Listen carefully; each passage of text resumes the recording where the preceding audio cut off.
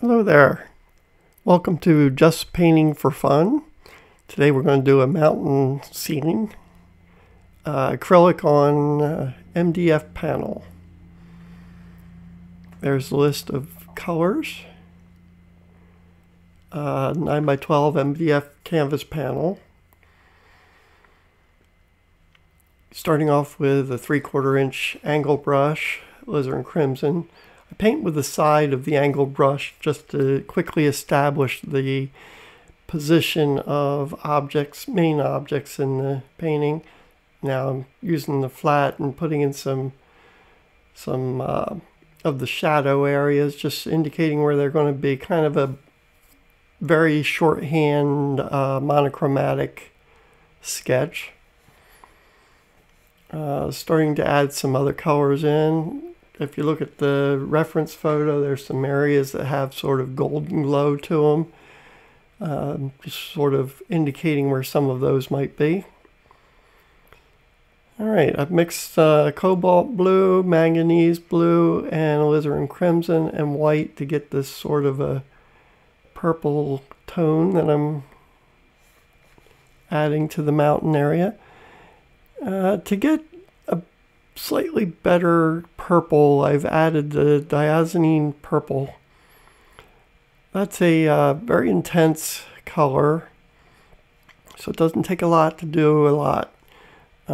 It's a single pigment color, which means it's not a red and a blue mixed. The pigment is actually purple in color.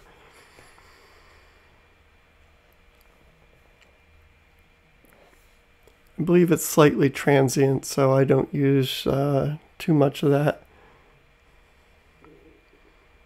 Which reminds me, the Alizarin Crimson, I use Alizarin Crimson Hue, which is not transient.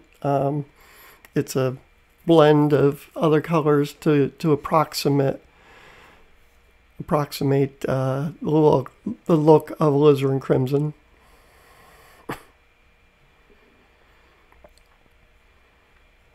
Add a little white to the mountain colors to get and a little bit more manganese blue to get that sky color.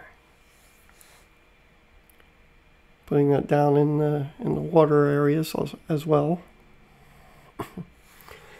A few highlights on the mountains.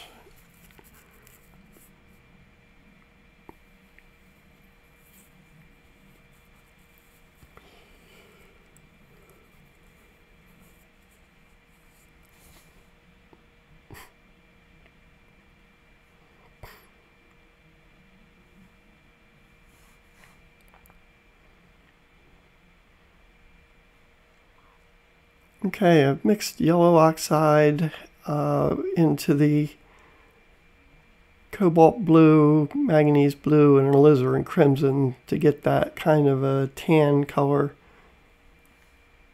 on the white as well.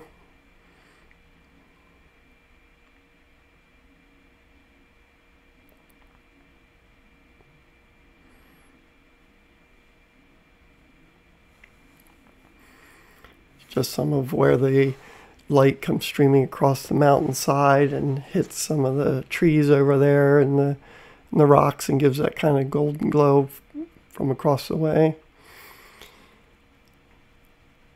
Okay, to get this dark green, I use Dioxazine purple and Hooker's green. It's almost a black. Hooker's green is named for a guy named Hooker, who was a botanist who created the color. It's a mixture of gamboge yellow, which is almost a yellow oxide, and Prussian blue, I think it was.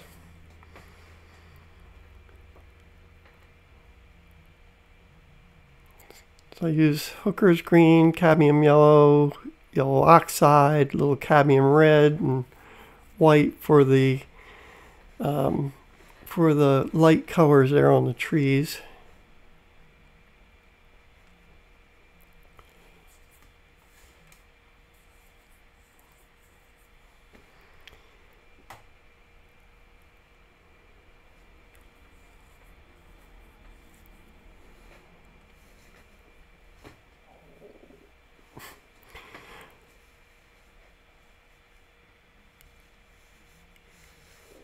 cadmium red and the yellow oxide lean it towards tan.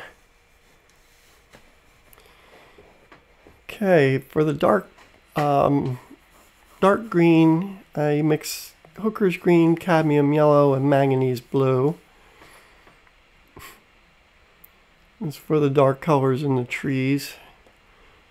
Differentiates them a little bit from the color in the foreground grasses. For the darker areas in the foreground grasses and in the trees, I'm going back to the almost black, but with a little bit of the manganese blue in it.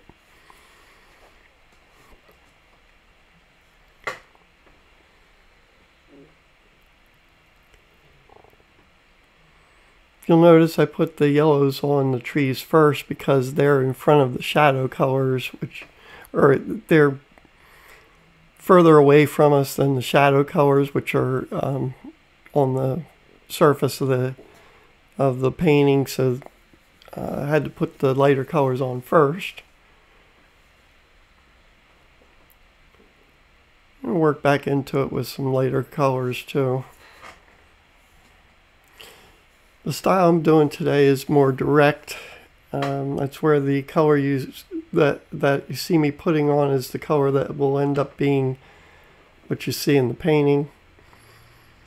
Indirect forms are like, well, scumbling is a combination of direct and indirect, and glazing is an indirect where you might start off with say that green there, and you may glaze over it with the yellow oxide to make it more of a golden green, which I think I do a little bit of that later on to get closer to the golden green that you see in the reference photo. But for the most part, this is a direct, where the mixed color that I'm putting on is what you'll see.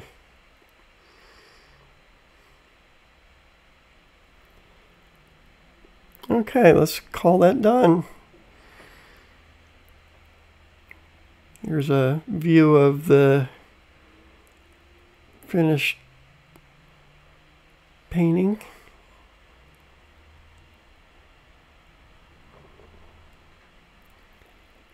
Here's a reference again, and back to the finished painting. All right, thanks for watching.